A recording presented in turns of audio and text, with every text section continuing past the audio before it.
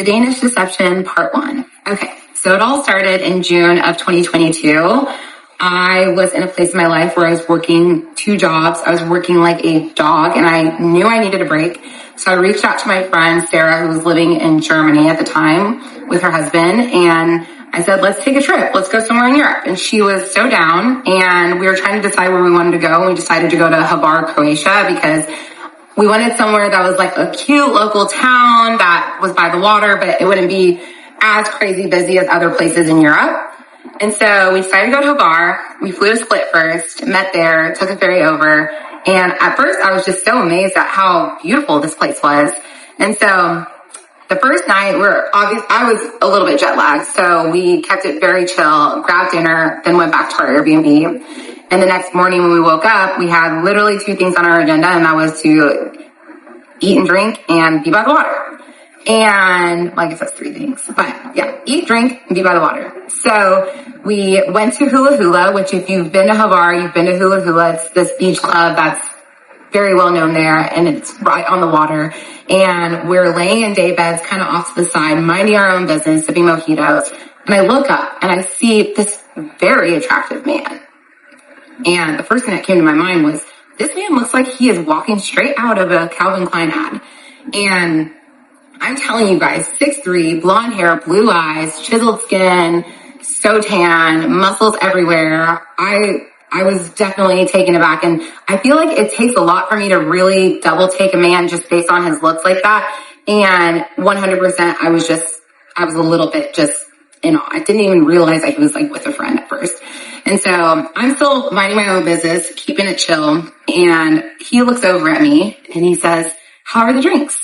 And I said, the drinks are wonderful. We're just sipping mojitos. He said, should I get us all around? And I said, absolutely. Number 1, he's cute. Number 2, who wouldn't want a free mojito? So I said yes. We got a round of drinks and we're sipping our drinks and we just start small talking. And I asked them where they're from. And they say that they're both from Denmark. My ex was living in Copenhagen, and then his friend was living in a smaller town called Aalborg, which is north of Copenhagen, and that was actually my ex's hometown. That his friend was still living there. And so we were just small talking the whole time. We didn't really talk about a whole lot of things. It was just like, where are you from? And just basic things. But they were asking us, what's your plan for the rest of the trip? And we told them, we're doing a full day boat excursion tomorrow, and then we're going to dinner tonight at this place called Dalmatino. And he said, oh, how's the dinner spot? And I was like, I don't know, but I got recommended by a friend to go there. And he was like, okay, well, maybe we'll meet up with you guys again later. And I said, sure. So we're getting a little bit tired, so we decided that it's time for us to leave. And so as we're leaving, I decide to make a bold move and just ask him for his Instagram. And obviously I'm trying to be a little sly, so I asked him and his friend for their Instagrams. And we exchanged Instagrams. We get into our taxi to go back to our Airbnb, and we're literally en route to our Airbnb, and I get a DM from him, and he basically said, it was so nice meeting you. Have fun at Dalmatino. Maybe we'll see you guys later. Didn't read anything into it. I just was like, it was fun to just have a conversation with a cute guy. So we go back to our Airbnb, we get dressed, we get ready for dinner, and we're like on our way to dinner, and he is like messaging me about the restaurant and asking us details about it. I didn't think anything of it. But we sit down, we're having dinner, we have a spectacular dinner, and we're finishing off the evening with our desserts, aka espresso martinis. And I'm sipping my drink, and I look up and I see him and his friend at the restaurant. And they walk up over to us, and I'm like, oh, hey. He's like, yeah, they're a little booked up, but they said they can seat us in 20 minutes. I was like, oh, cool. Well, we're about to be done, but we'll go grab a drink. Maybe we can meet up later. And he said, okay, sounds good. So it's kind of awkward timing because we were finishing up dinner while they hadn't even been sat yet. And so we went to a bar across the street and we were grabbing drinks, and I just I hit a wall, and I was like, okay, now I need to go to sleep. And I was super jet lagged. And so I sent him a DM just basically saying, hey, we are so tired. We have a full boat excursion tomorrow. I don't think we're going to stay out much later. And he was like, that's totally fine. And so the next day we wake up, we get on the boat, and I start obviously posting all my cute photos. Remember I took a photo driving the boat, and we were just, having fun. And I was like looking at my Instagram story and I see he's like hearting every single story and like he's responded to a couple of them. I am not the type of person that reads very much into activity on social media like that.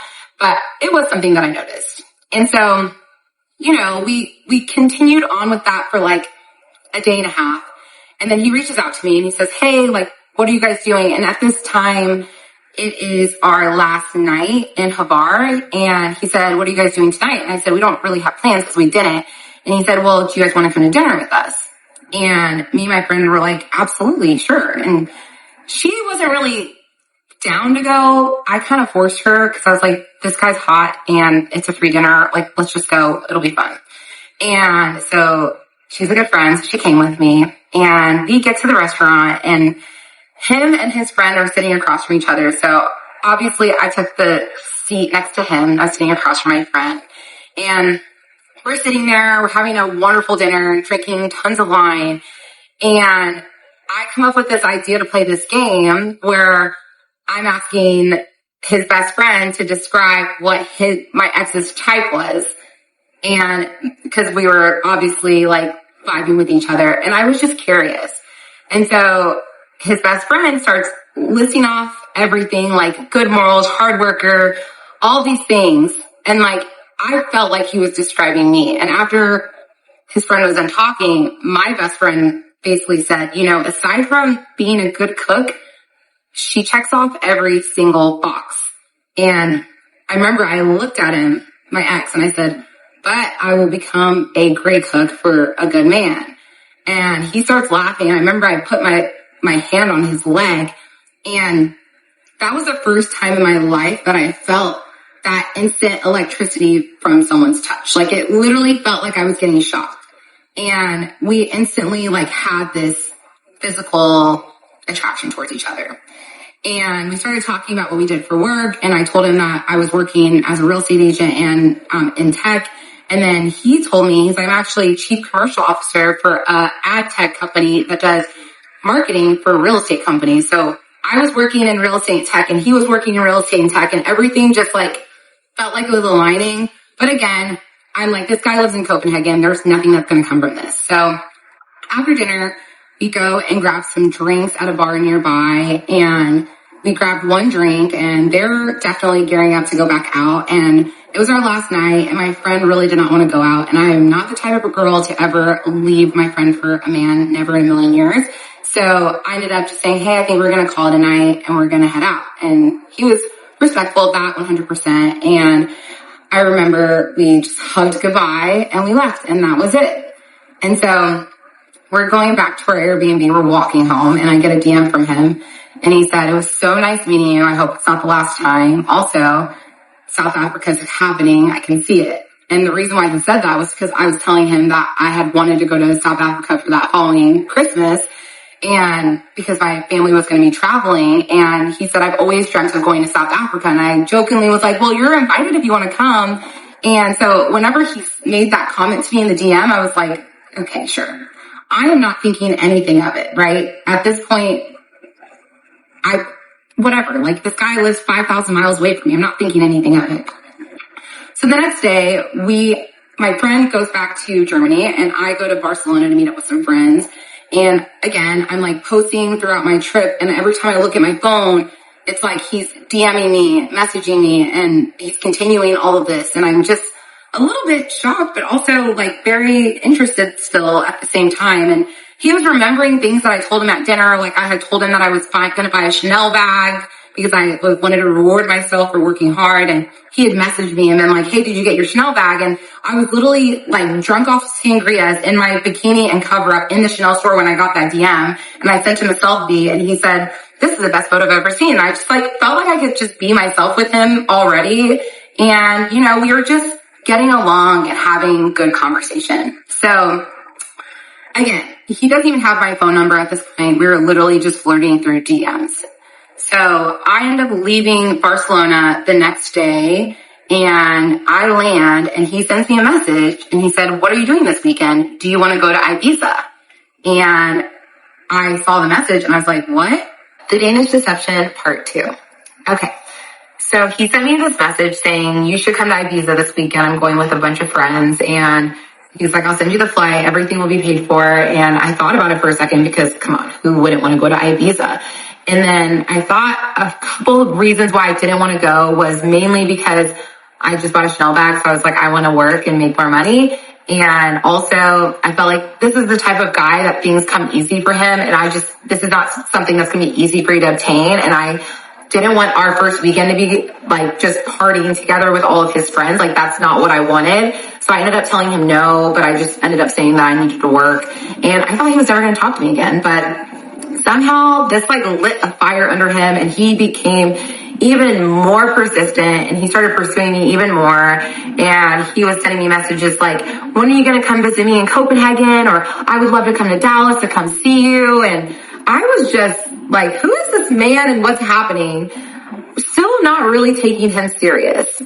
And then maybe like a couple weeks later, he sends me another message. And at this point, we're still talking pretty consistently on Instagram. We still do not have each other's numbers. And he sends me a message. He says, hey, I have a work conference coming up in Monaco and I would love for you to come. And I read that message and I was like near the South France, like that Monaco? And he was like, yeah, like I can get you your flight and everything will be taken care of. And I was like, okay, well, give me some time to think about it because I didn't want to say yes on the spot, but I was like, okay, this is something I definitely want to consider. So I thought about it for a while. I talked to my friends about it. I talked to my sisters about it. At first I was like, I don't think I'm going to do it. Like, this is crazy. And then over time, I started like talking myself into it. And then one morning I woke up and I was like, you know what? Screw it. I'm going to go to Monaco. So I sent him a message and I said, hey, I've decided I'm going to come to Monaco.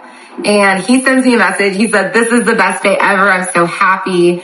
Send me your passport and everything. I'll book the flight. So I sent him a picture of my passport.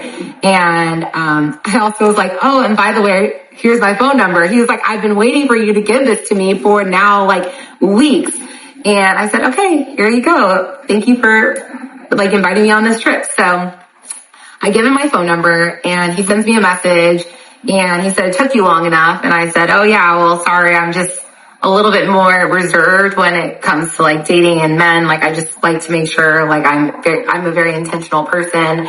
And he was just so respectful to me. I remember when he was booking the flights and everything, he was like, don't worry, like I'll get you your own hotel room. Like he was just being so respectful. And so I remember our very first phone call so perfectly because it came completely out of the blue. It was like on like a Tuesday and I'm sitting at my work desk and he sends me a message. He's like, can I call you? And I was like, oh, he wants to call me. And I'm literally discombobulated, freaking out. Like, what am I going to do when this man actually calls me? But I was like, you need to get together. So he calls me, answer the phone, and he's actually in a cab to the airport. He's about to go on a work trip. And we were just small talking about our day. And I felt like those like butterflies that I felt whenever we had been together at dinner in Croatia. And I remember getting off the phone with him and I was just sitting there like cheesing, like, which I don't ever do. And I was just, this guy is special. And he sent me a message and he was like, you are so cute. Like, I love talking to you. And I said, I love talking to you too. And so basically from that moment on, we just started talking on the phone all the time, like for 1 hour, 2 hours a day. We started talking about a lot of things, about a lot of different aspects of our lives. He was telling me that, he was living in Copenhagen. He was living in this condo. Obviously, he knew that I lived in Dallas. And then we started talking about past relationships. And I told him, I was very honest, I said, I actually haven't had like a truly serious relationship before. I have always been a very independent person, but I do want to meet someone. I do want to like get married and have kids, but I don't feel like that pressure to like force it. Like I have such a great example with my parents and I really want to have like an amazing love in this lifetime. And so I'm going to take my time to find that. And I asked him, like, what's your history with your dating? And he was like, yeah, well, I actually was in a relationship with a girl. We were together for about 4 years. And I actually broke up with her about 4 months before I met you. And I said, oh my gosh, like, the 4 years is a long time. He said, yeah, like, it needed to happen for a while. And really what happened was that she told him that she was ready to have kids and he wasn't ready to have kids. And I guess that forced him to realize that she wasn't the one, and they were living together. So it was like a really hard situation to get out of, but he finally was able to do so. And so I was happy to hear that it had been about 4 months since they broke up, because if he had said like they had just broken up, I would have been a little bit more hesitant to pursue things, because I know like you go through a breakup, you need time to heal. But I felt like, okay, 4 months should be enough time.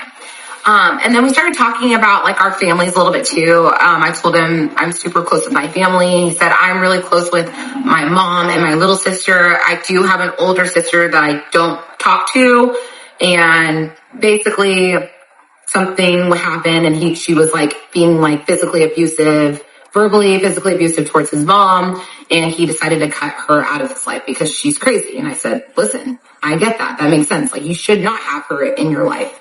And I think just like over the course of a month, we're talking on the phone for just hours. And I tell people all the time that I felt like we fell in love over the phone, because from the time that I had decided to go to Monaco to the time that I actually left for Monaco, it was a month.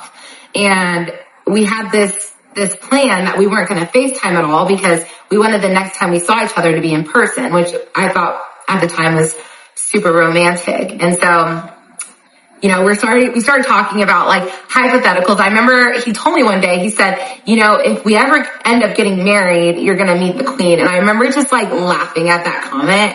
And he said, no, I'm being serious. And I said, what do you mean I'll meet the queen? And he said, well, you know, my family has a royal title. And I was like, wait, what? And he sent me this link to this site. It's called the Order of the Elephants. And he said, you can do some research and then we can talk about it. And I said, okay. So I start going through the page that he sent me, and I see someone that had the same last name as him, like some old guy from like the 1700s. And I remember taking a screenshot and I said, is this your great great grandpa? And he goes, now you're getting on track. My next question to you is, how's your etiquette? And I was like, I mean, I think it's okay. And so I'm sitting here like, who is this man? He's attractive. He has a great job. He has a royal title. Like, is there anything wrong with him at this point? And I have always believed in the term, it's too good to be true. But I mean, and I was feeling that 100%. Like, I felt like, when's the other shoe going to drop? But it didn't drop that first month. It was just like, we truly fell in love over the phone. And so we are getting closer and closer to the trip to Monaco, and I start packing, and I feel like that's like when the nerves start hitting me, was when I'm packing, like, oh my goodness, this is actually happening. And I remember my sister was like, you need to put air tags in like all your bags. And I'm like, I don't need to put air tags in anything. Like, I trust this man. Like, I know like it's going to be okay. Like, every part of me felt like so safe with him already, which was crazy because I hadn't really spent much time with him. Maybe this is trauma from being on The Bachelor. I'm not sure. But I felt very safe with him. And so the day comes where I'm supposed to go on the trip. And so I order my Uber, get to the airport, and I felt like it was kind of like a good sign, because I posted that I was at DFW, and one of my really good girlfriends texted me that lives in a different state. She was like, hey, I'm actually in DFW too. And I was like, oh my gosh. So she comes to meet me at my terminal. She's like, where are you going? I go, I'm actually going to Monaco to meet this guy that I met in Croatia. And she was like, this is insane. And so I just felt like seeing that friend was like a good sign. I don't know why. And I ended up just boarding the flight. I remember boarding that first flight. I had a layover in Madrid, but boarding that first flight, I was sitting there and I was like, this shit is really happening. And all the nerves are just taking over, but I'm like, take a chill pill. It's going to be okay. You're going to get there. It's going to be fine. And at that point, I was like, okay, the worst thing that happens is like, he's a crazy person and I have enough money where I can like just book my own hotel and I'll just have a good time by myself. Like, it'll be fine. So I like had that backup plan. But yeah, I had my layover in Madrid, and then my next flight was to Nice. And so I board my flight to Nice. It was like a really quick flight, and I get to Nice. I land. I get my bags and baggage claim. I send him a text. I said, I'm here. And I'm rolling both of my bags, about to walk out, freaking out, and let's continue on in part 3. The Danish Deception, part 3. Okay, so I'm walking out of baggage claim. I have my bags. And at this point, worst case scenarios are playing in my head. I'm like, what if this whole thing is just going to be so awkward and we're not going to have that connection like I think we have? But I also told myself, you're going to have to figure it out and let's just do this. So I walk out of baggage claim and I'm scanning the scene and I see him. And everything in me feels peace and joy. And I just make a beeline to him. Like, it's one of those, like, I'm walking, but like low-key I'm running. And I finally get to him. He hugs me, but like he picks me off the ground and he's hugging me and I'm hugging him back. And then he puts me down. He looks at me. He goes, hi, Bambi. And that was a nickname he used to call me. And I was like, hi. And we just proceed to make out in the Nice airport for 2 straight minutes. And I am not the type of person to ever do that, but I just felt so much attraction towards him and I just did not care. And I remember that we were in the taxi going to the hotel and we had to put ourselves at like an arm's length because we were just like going at it, like kissing. And I was like, this taxi driver is going to start feeling super uncomfortable. So we're like, we need to stop. And so we get to the hotel, we check in, we get to the hotel room, and let's just say we had a wonderful time. Multiple times. Mom and Dad, I am so sorry for that part. We ended up going to dinner afterwards and I just remember sitting here and I was like, I feel like this is my dream come true being here with you. And he said, I feel like this is my dream come true. Like, I'm so grateful to be here. Like, you're like my dream girl and you were even better than I remembered if that was even possible. And it just felt like everything was aligning perfectly. And so the next day we had a car rental. So we went to Monaco and that's where his work event was. And I remember he told me, he's like, I don't know if I'm going to be able to bring you to all of the events. And I told him, you know what? I'm going to be in Monaco. So if you can't take me to things, that's fine. I'll just go explore the city. And I remember we get there and he had like a kickoff event, like first things first when we arrived. And so I wasn't invited. I also didn't really want to go. So he went to that and I was just like exploring Monaco. And he sent me a message. He said, hey, you're going to be able to come to the event tonight. Do you have something to wear? And I remember being like, I didn't bring anything like for like a professional cocktail party. And he was like, oh, well, we're in Monaco. So you wear whatever. And I said, okay. So I remember I put on this green romper and we went to this hotel and I remember being super nervous because I'm used to like networking, but not with like Norwegians and like a bunch of people that aren't like fluent in English, which actually people in Norway, they all are fluent in English. I was very impressed. But I just started talking to different agents because these were all real estate agents and I'm a realtor. So I felt like I could connect with them so well. And I remember I was talking to this man, me and my ex were talking to this man and he was like so interested by me. And he said, are you coming to the boat party tomorrow? And I knew there was a boat party coming up the next day, but I also just like assumed I wouldn't be able to go. And I said, well, I looked at my ex, I go, I don't know, like, am I? And my ex looks at me and goes, well, you're talking to the CEO, so I think that's fine. I said, oh. And the CEO was like, yeah, I'd love for you to come. And he was just so nice. And I met so many great people and also just watching him in his element working. And he's just so charming and charismatic. And everyone, when people talk to him, they're just so fascinated by him, like I was. And so we had a great night. And then the next day was the boat party. And I remember I was just hanging out on the boat, again, just watching him go talk to all these big customers. And I didn't understand a word he was saying, but I just felt like he just looked like he was super smart. And later on that night, I remember they had another event and I wasn't invited to that event, which is fine, but I came and met up with him afterwards and we got drinks. And the next day we decided to head to Saint-Tropez. And I remember we get to the hotel in Saint-Tropez. This hotel is so nice. I've stayed in 5-star hotels before, but like I've never stayed in like 5-star hotels that are like a full suite with like private pool. And I like looked up the room and it was like 1,500 to like 2,000 euros a night. And I'm like absolutely not used to this. And I remember telling him that because I'm not the type of person to like walk into something like this and be like, oh yeah, like I'm used to this stuff.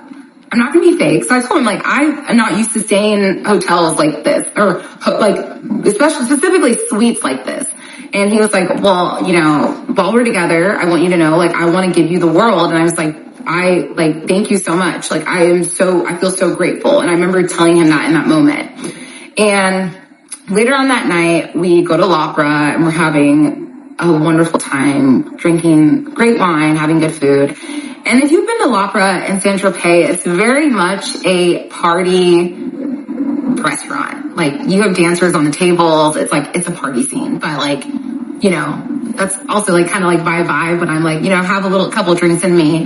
And we're sitting at dinner and he's talking to me about his mom and talking about how he's so protective over her and how much he loves her and how he like would do anything for her. And I remember just like looking at him and just being like, this is like everything I want in a man. If a man is going to treat his family with respect, the chances of him treating your family with respect are so much higher. And I just felt like I saw his heart, and it just made me just fall for him even more than I had already. And I guess my thoughts had translated to my face because he picked up on some expression and he was like, what is it? I was like, nothing. He said, tell me. I go, nothing. And then he grabs my face and he pulls it close to him. He goes, tell me. And I say, I'm in love with you. And then I started bawling my eyes out at L'Opera in Saint-Tropez. And this was a sweet moment, but it was also very uncomfortable and embarrassing because all the workers are all thinking that I'm getting dumped right now when I'm really just falling in love for the first time and like don't know how to control my emotions. And I remember just like bawling my eyes out, being like, I don't know what to do. I don't know what this feeling is. Like, I don't know what's happening. Like, and he's just sitting there smiling and he's like, this is like one of the best nights of my life. And he looked at me, he goes, I want to say it back to you, but I also want to have my own special moment, so I'm not going to do it right now. And I said, thank you, God, because I would not want you to tell me right now. And honestly, never in a million years did I think that I would say I love you first to him, but he pulled it out of me and I felt it. So I said, you know what? I'm going to say it. And I did. And it felt so good. And I remember we went back to the hotel that night, got some sleep, and the next morning we went to Bagatelle and we had just like a beach day. And I used to tell everyone that this was the best day of my life because we spent the whole day just swimming and laughing and eating and having such a great time. And I just thought to myself, like, I could do this forever. And like, I also thought to myself, like, I don't care if we're on a couch in Dallas, Texas. Like, I just want to be around him all the time. And so that night we go to dinner and I remember just asking him, what are the things that you think are important as we like enter into this relationship? And he told me, if you give me respect and loyalty, I will give you the world. And I told him I can do that. And then I told him, there's a few things you should know. Number one, your money is great, but it's the cherry on top of a great sundae. You could lose it all tomorrow and I would not go anywhere. Like, the money is just like this little added benefit, but I love you for you. I'm here for who you are as a person, not the money. Also, cheating is 100% a deal breaker for me. I just feel like I always need to like put that out there. I don't care if you've been married for 15 years with 4 kids. I will leave. I will not put up with cheating. And also, my family is my world. I'm a warrior for my family and friends. And please don't ever put me in a position where I have to choose because like I love my family so much, and that would be a situation that would cause me so much pain. And I just would never want to be in that position. He said, I understand completely, and I love that about you. So we set those ground rules, and the next day we go to Cannes. And I remember that first day in Cannes, we're having a great time. We went to the beach for a little bit, and then we decided we're gonna go shopping. And he tells me, you can pick out whatever you want. Whatever you want to buy, you can get it. So we're going to like Cartier, we're going to Chanel, we go to Dior. I see this yellow bag I fall in love with, but I felt so uncomfortable because I don't want this man to think that I'm with him for his money. And I didn't want him to feel like I was using him. So I remember just being like, oh, it's okay. Like, I love this purse, but I was like, it's just okay. And we ended up going to Dolce & Gabbana, and I pick out this nice pair of $200 sunglasses. And he looks at me, he goes, dang, you're cheap. And I said, I'm a simple girl, even though I wanted a Dior bag. But I wanted him to know that I was there for the right reasons. Oh my gosh, Bachelor trauma is still kicking in. And so later that night, we decided to go to dinner, and we're eating dinner, and I go to the bathroom, and I had myself a fall. Going to the bathroom, going up the stairs, and everything went black. and I will continue on the series in part 4. Deception part 4.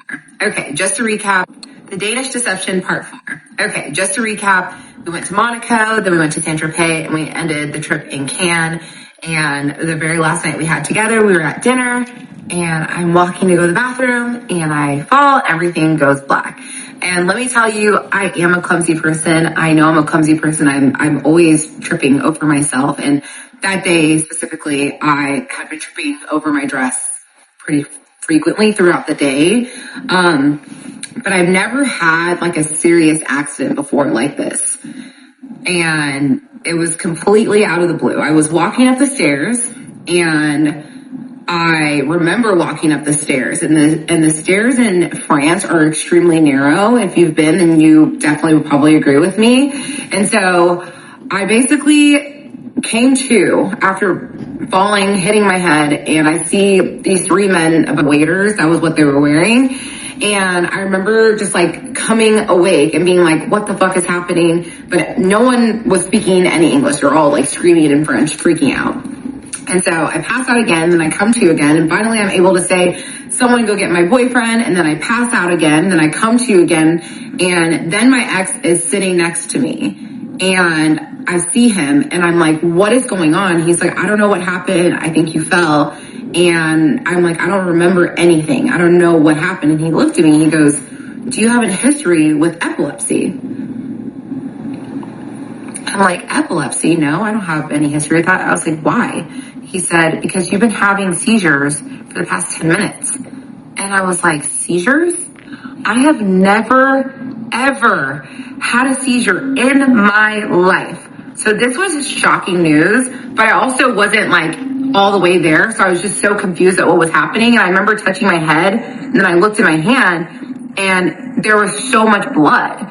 And then I like started looking around, and everything felt wet. And I was like, oh my gosh, I was going to the bathroom. So I look at him and I ask him, I'm like, is this pee? He's like, no, they just like dumped water on you. And I was like, okay. And so they basically told us that because the streets in Cannes are so narrow, they couldn't bring an ambulance. It had to be a fire truck, which I didn't care. I just wanted to get to the hospital. So these firemen come and they get me up, and I stand up, I look down, look at the puddle of water, then I smell my dress. I go, oh my gosh, this is urine. So you're telling me that I've been dating this man for 3 days, and he is now sitting in a pool of my urine and my blood, watching me have seizures.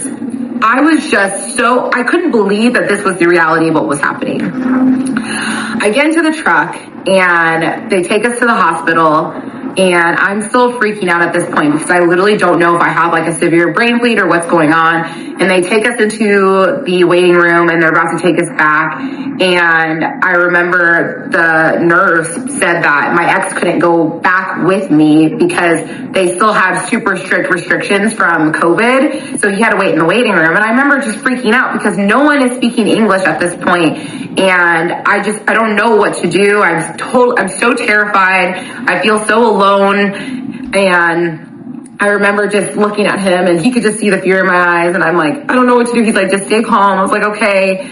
And he ends up leaning into me before they tell him that it's time to go. And he tells me, before you go, I just wanted to tell you that I love you. And I just remember being like, really? Here of all places? He was like, yeah, I wanted to tell you. And I said, I was so grateful to hear it from him, but also I was like, are you only telling me this because you think I'm about to die?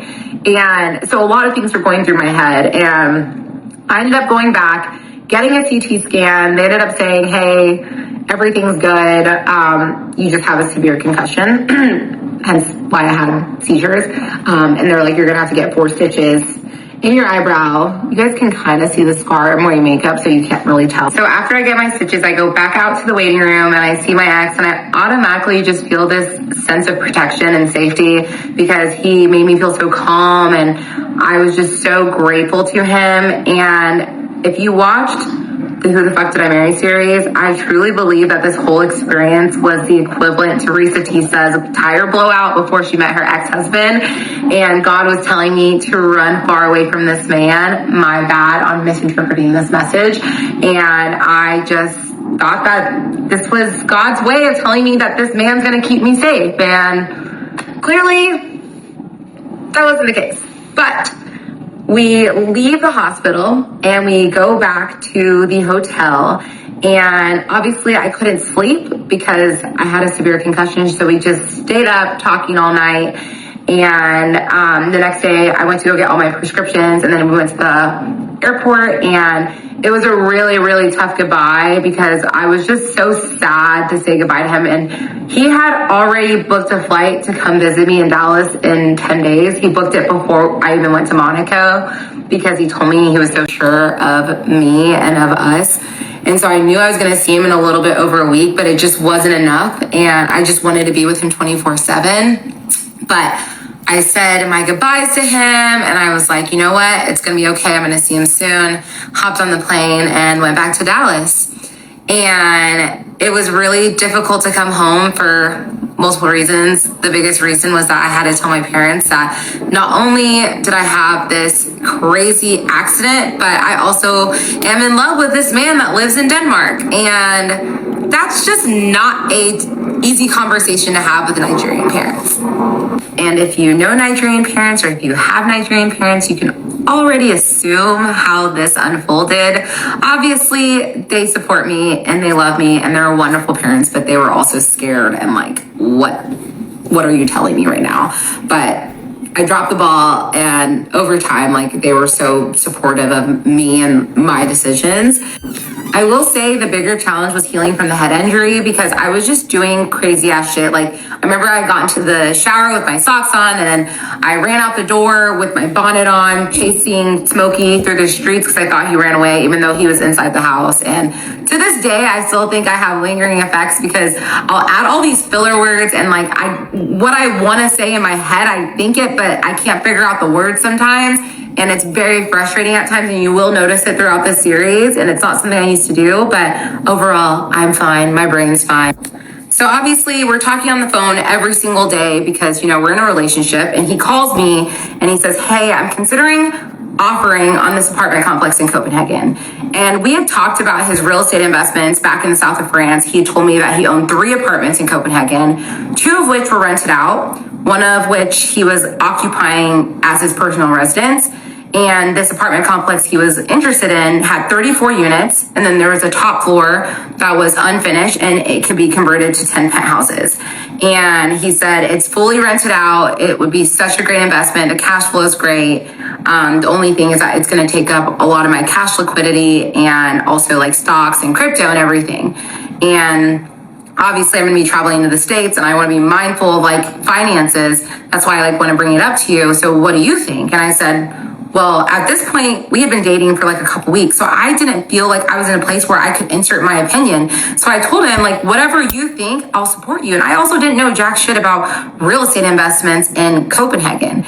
And also, I had just gone to the south of France with him. That whole entire trip, I had spent 15 euros the entire trip. I tried to pay for stuff. He would not take a dime from me. So at this point, I like almost am like searching for a way to prove to him that I'm not with him for his money. So I told him, I go, if I need to, you know, take on some more of like the financial responsibilities in this relationship, I'm more than happy to do so because this is a partnership and you're there for me when I need you, and I'm going to be there for you when you need me. And he said, you know, I appreciate you saying that, but I don't think it's going to come to that, but thank you for saying that. I said, of course. So he offers on it, and his offer wins apparently by like 1,000 euros. And he decides he's going to move forward with this property maybe a couple days before he came to visit me in Dallas. And I was fully supportive of him buying this property 100% because he's a successful businessman. And if he thinks this is a smart move, then I trust him. And also the money was a whole separate other thing. I didn't care. All I cared about was being with him. So he's coming to Dallas, and I'm getting excited, not just because he's coming to see me, but this is the trip where he's going to start to meet my people, and it's getting real. And so I remember he was flying into Dallas. It's the middle of September, and I made this sign. It said, "Welcome to Dallas, my Danish man." And I'm waiting outside baggage claim, waiting for him to get through customs. And I'm holding this sign super high, waiting for for him to come through, and I will continue the rest in part 5. Danish deception, part 5. Okay, so he comes out of the baggage claim past customs, and I see him, and immediately I'm hit with a realization that I've got it so bad. And if you've never been in love before, falling in love for the first time is like getting swallowed by a current, and you don't even know it's there, and you're good one moment, and then before you realize it, you're in deep, and there's nothing you can do to control it. And that's how I felt. And I knew this man has the power to destroy me, and that was exhilarating but also terrifying at the same time. And I was just really excited to integrate him with my people, and most importantly, I was excited for him to meet Smokey, who is just my world. And watching the way he was with Smokey, they instantly became best friends, and Smokey grew really attached to him. And I mean, I knew I had fallen in love with him, but I realized I hadn't even scratched the surface when I saw him with Smokey. And so we did a lot of things that trip. So we went to a Cowboys game. We went to a retirement party for a partner at my accounting firm. We went to a couple dinners. And then we also just stayed at home. I cooked a lot. I remember I made him red stew and rice, which is my favorite Nigerian food. It's a staple. And I put a lot of habanero peppers. And I remember being nervous, like, can he handle spice? And he ate it and he loved it. And I was like, oh my gosh, this white boy loves spice. This is perfect. And everything just felt like, again, it felt like everything was aligning. And so I wanted to plan something special for him to meet all of my close friends and family. And so I was like, oh, well, maybe we can go meet for a drink. And he said, you know, like, we can go out to eat. I'll pay for everything. I was like, are you sure? He said, absolutely. So I planned a brunch, and we went to brunch here in Dallas, and it was a handful of my really close friends, and my 2 sisters were there, and my cousin and his now wife was there too. So we sit down at brunch, and everyone's like asking him questions, and everyone is just so impressed by him. Again, we're dealing with someone that's very charming, very charismatic, and the thing about my ex is when you meet him, he's so good at asking questions, and he's good at listening, and so it's really easy to get into good conversation with him, and it's really easy to connect with him. And so we had a great brunch. I remember I was like in the bathroom, and my friends followed me, and they're like, oh my gosh, he's amazing. Like, we're so happy for you. And I just, I was so grateful to call him mine. And so after brunch, we go grab a drink at a place nearby the restaurant. And at that point, we're all just kind of like chit-chatting, and my cousin and my ex are having a conversation. And this cousin is like a second brother to me. We're very, very close. And I desperately wanted to get the stamp of approval from him. And so obviously they're shooting their shit, and I'm eavesdropping on the conversation 100%. And because I can. And I'm like overhearing them just like, talking about random stuff. And then I hear my cousin ask him, you just have the build of an athlete. Did you play sports? And my ex goes, yeah, I actually played handball. And my cousin goes, isn't that an Olympic sport? And my ex goes, yeah, I actually went to the Olympics twice. And I immediately inserted myself into the conversation. I go, you went to the Olympics? What? He goes, you know what? I was like the backup of the backup. I didn't even play. I don't like to brag about it because I don't think it's that big of a deal. I was like, well, did you get medals? He was like, yeah, I got a bronze and I got a gold. I was like, well, that's amazing. Like, I'm so impressed. And so now I'm thinking, this man is so humble. So let's add humble to the list of all the reasons why he's such an amazing man. So obviously we had a wonderful trip. He came to Dallas again. I did not spend any money while he was here. I obviously paid money for groceries when he wasn't around, but other than that, he wanted to pay for everything. He didn't even want me to pay for ice cream, small things. He was like, I want to treat you. And I was like, okay, that's fine. So I remember he was leaving to go back to Denmark, and I was so depressed. And if anyone has been in a long distance relationship, you know how difficult it is to say goodbye. And so I was so depressed, and I'm saying goodbye to him at the airport. I'm bawling my eyes out. We finally say goodbye. He goes through security. I go home, and I just am crying for hours. I'm so depressed. And I remember I was supposed to go to a birthday party that night, and I texted my friend. I was like, I literally cannot stop crying, so I can't go to this birthday. And I hate canceling things. And so that's how bad it was. I was actually depressed for literally days. And after he got through security, he was like, I can't even walk to the terminal. Like, I'm so depressed. Like, I just want to walk back out and just come back to you. And I was like, I want that too. And he said, you know, we need to start having the hard conversations on like what we want for the future. And I said, absolutely. And so he was like, you know, we need to decide whether or not we're going to live in Denmark or live in Dallas. And I still can't believe this came out of my mouth, but I told him, I said, listen, I know you already have like a very much established career. And so if you want me to move to Denmark, I'm more than happy to have that conversation with you and like discuss it. And he said, you know, looking at you with your friends and your family this past week has made me realize that I don't want to take that away from you. And you're really close with your parents, they're driving distance away. And like, I live in Copenhagen, my family lives in my hometown in Aalborg, which is hours away. I don't have family in Copenhagen, and I want us to be around family, especially like if we're talking about having kids one day. Like, I want that support, and I want you to be around the people that you love. And so I was so happy, because realistically, I did not want to move to Denmark. And so I was so happy that this man is willing to give up everything to be with me. So I was so excited about that. So he was gone for about 3 weeks to a month at this point, and he hadn't booked his flight back to Dallas yet, and then he booked it on like a Thursday, I remember it. So now we're in the middle of October of 2022. He books his flight, and he said, okay, I'm coming next week, Wednesday. And I said, okay, perfect, and I'm getting all excited again. And so I called him Friday morning, and keep in mind that there's a time difference. So it's like about 7 hours. So whenever I wake up at like 5 or 6, he's basically halfway through his day. And so I called him that Friday, and I said, hey, like, how's your day been? He's like, it's been such a stressful, intense day. I go, what happened? And he's like, I found out that the apartment complex that I bought is dealing with some major foundation issues, like it could affect safety of the tenants, and I'm really stressing out, and I need to get it fixed. And I was like, oh, okay, like, did you schedule the repair? He's like, not yet. It's gonna cost like a hefty chunk of change. I was like, how much is it gonna cost? He's like, $50,000. I was like, $50,000, what?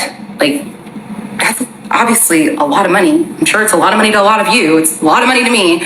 And so I was like, okay, like, what's the plan? He's like, I mean, I have a good portion of it, so I just need to ask my dad for a little bit of a loan. And so I remember being like, I can never in a million years ask my dad for a loan of $50,000. So at this point, I was aware of the fact that like they had this royal title, they had this family trust that like, and like the family had money. I didn't really know like how much or the details behind it, but he told me he was gonna call his dad and ask him for a loan. So a couple hours go by, he calls me, and he's really upset. He's like, I talked to my dad on the phone. He will not loan me the money. He says, I've been acting super irresponsible, traveling, doing all these things. And so he just doesn't want to, he thinks I need to like learn from my actions. And if I'm not prepared for something like this, then there's nothing he can do to help me. And so I felt really bad for him, because he essentially felt like his dad was abandoning him, and I felt really bad for him. And so I said, what's the plan? He's like, I'll figure it out. Like, even if I have to like sell some things, like I'll figure it out. And I was like, okay, well, keep me updated, like whatever you need. And so a couple days go by, and he's communicating that he's still stressed out about coming up with this money. And so I said, you know what? Like, I can loan you the money. And so at this point, I had paid off my student loans, paid off my car, bought a house. Like, had a decent savings. I was in a really, really good financial position. And so I wanted to help him, especially because like this man has like treated me so well and done so much for me. And I truly felt like we were in a partnership, especially like when you're talking about the future with someone. And so I told him, like, let me loan it to you. He goes, I would never in a million years borrow money for you. And I was like, it's okay. Like, I don't mind helping. He's like, that's like not even a discussion I want to have. And I said, okay, that's fine. So a couple of days go by, and he's still stressing out about coming up with this money. I asked him, like, how much do you need? He's like, it's 10,000 I need. And I was like, again, like, let me loan it to you. He said, no, I'm not taking money from you. And then a couple of days go by, and he says, okay, like, now I need 6K. And I was like, okay, again, let me give it to you. He's like, no, I still don't want to take money from you. And then basically, like, the day, like 2 days before he's supposed to come to Dallas, he tells me, he says, just letting you know, I'm not gonna be able to come to Dallas because I need to figure out this issue. And at this point, I start freaking out, because I'm like, no, like, I 100% like want you to come still. Just let me loan you the money so that you'll be fine, and we can, you know, be happy and be together. And so after some thinking, he was like, okay, fine, I will borrow the money from you, but you have to promise me that this will be the only time and that you're 100% comfortable with giving me this money. And I said, absolutely, I'm 100% comfortable. And we will continue on in part 6. The Danish deception, part 6. Okay, so I've decided to loan him this money and he's agreed to it. So I download this app, it's called Revolut, and it's kind of like Venmo where you can send money internationally instantly. So I download it. It took like a day to like verify all my information, and I was able to send him the $6K. And the next day he flew into Dallas to come be with me. And so that trip was really fun. We really didn't do a whole lot. I remember we just like went to the state fair and we went to dinner like once, and the rest of the time we just hung out at home. And I remember it was hard for him because he was dealing with some really bad back pains, and I think it was just because he was flying a lot, and he said he injured his back when he was playing handball. So I remember I was giving him like back massages like almost every single day because it was really, really bad. And so this trip was very, very short. He's only there for a week, but I would say this was a very special trip for us because this was like the first time that he actually started making friends, like through me. And I started watching him start to make guy friends. And so this was when I got even more excited because I felt like we were really starting to, build a life here in Dallas together. So he leaves, obviously, again, I'm depressed again. And at this point, I know he's definitely planning on coming to Dallas for Thanksgiving to meet my parents. But I didn't know when he was planning on flying back. And so basically he's gone. And I feel like the second he leaves, like everything just kind of like starts to like fall apart for him. And so for starters, his back pain was getting like much, much worse. He was complaining about it every single day. Like he would text me in the middle of the night being like, it hurts so bad. Like, and I felt terrible because I wanted to help him, but there was nothing I could do because I'm living 5,000 miles away. On top of that, his uncle, who was really sick with cancer, had passed away, and he told me the funeral was going to be the next week. And I remember telling him, I will fly to Denmark if I need to, if you want me to be there for you. And he's like, no, it's fine. Like I can handle it. It's okay. And so basically that happened. And then I remember I went to Charlotte to go visit one of my girlfriends who had just had a baby. One of my girlfriends that I've been friends with for years and years since college. And so I'm in Charlotte with my friend, and I get a text from him. He's saying, hey, my dad's in the hospital. And I was like, oh my gosh, what happened? And he was like, we still don't understand what happened, but the doctors are running tests. And so later on that day, he told me that he had blood poisoning, and he had like, his infection numbers were like going crazy. And I remember telling him, well, if you're not able to come to Dallas in November, obviously I'll understand, especially like if your dad's in the hospital, like I understand completely. Again, I told him, I'll be there for you if you want me to. He's like, it's okay. Over the course of the next couple days, his dad started to show some more improvement. So he ended up deciding to come to visit me in Dallas. Now we're in November of 2022. So he comes back to Dallas, and basically this was a very exciting trip because number one, I used to be on the board of an organization called UIU. It's a nonprofit that celebrates Igbo Nigerian culture, and my culture is so important to me. And so I was the event coordinator for the Dallas chapter, and I was so proud of this. Like we had just won chapter of the year out of all the chapters in the nation. It was just such a huge accomplishment for me and my whole board. And I remember my cousin, who I told you guys I'm really close with, he was the president. And so we had a huge gala that we planned that year, and we had people flying in from all over the country to come. And obviously it took a lot of planning, and I was working really hard to make sure it was executed perfectly. I remember the day of the gala comes, and he is helping me set up, do everything that entire day. And this was the first time that I fully like integrated him with a bunch of Nigerians. And I was really curious to see how he was gonna react to being with all these people, because obviously Nigerians are so much fun, but some people might think we're a little bit too much. Forget them, but I wanted to make sure that he wasn't one of those people. So we have the gala, he helps me set up all day, and I'm just kind of watching him at the gala, just talking to people, and he's getting along with everyone. He's dancing to the Afro beats, and I just feel like, okay, he really takes my culture seriously. Like he wants to make sure that I know that he's gonna make sure this is a part of his life too. And I remember just being really happy about that. And so after the gala was done, it was a couple days and my parents came to visit me in Dallas for Thanksgiving. And so I remember he went to go stay at a hotel because my parents, obviously, they're Nigerian, very traditional. We wanted to be respectful. So he went and stayed at a hotel. My parents came to visit and he was here when my parents got in town. And I'm telling you, my parents fell in love with him immediately. And I think watching him with my dad it just warmed my heart because they just instantly connected. And my dad, like everyone else, was very fascinated by him. And I remember the following day we went to African market with my parents. It was just me, my ex, and my parents.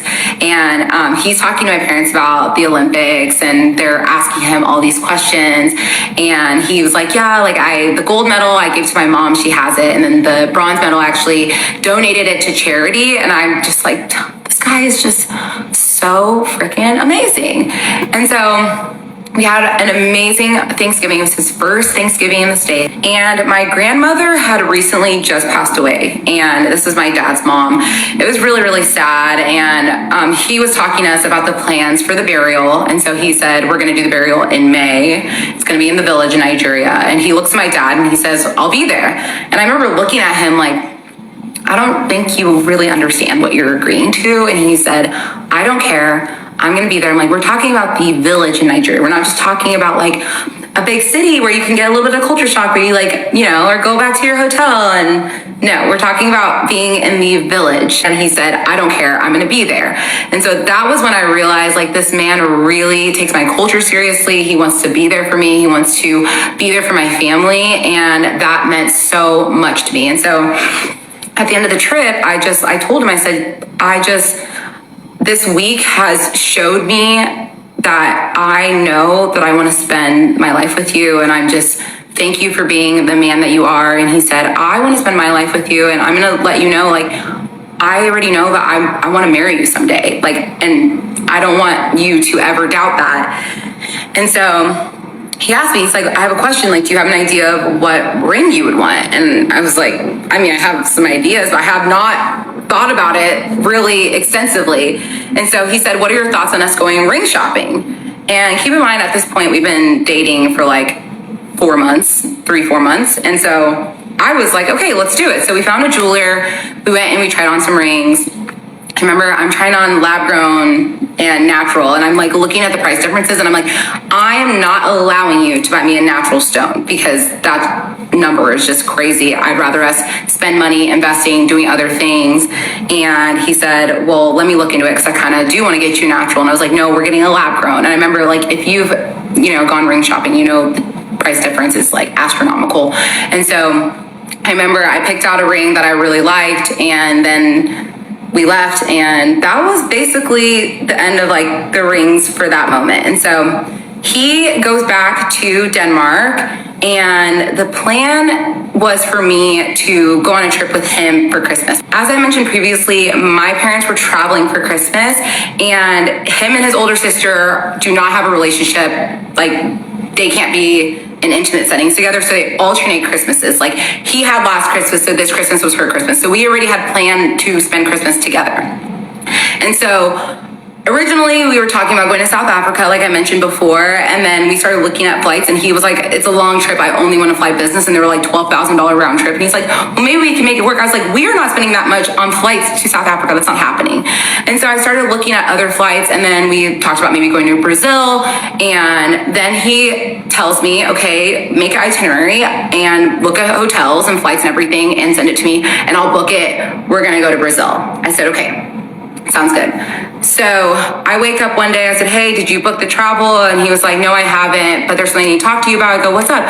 He goes, so I talked to a doctor because my back has gotten really, really bad. And it turns out I have 2 herniated discs and I'm going to need to get surgery. And I said, okay, like, that's fine. And he said, I'm going to have to get surgery December 21st. And I said, oh, wow. Okay, well, that's fine. We don't need to go on a trip. I'll just come to Denmark and I'll help you recover and everything.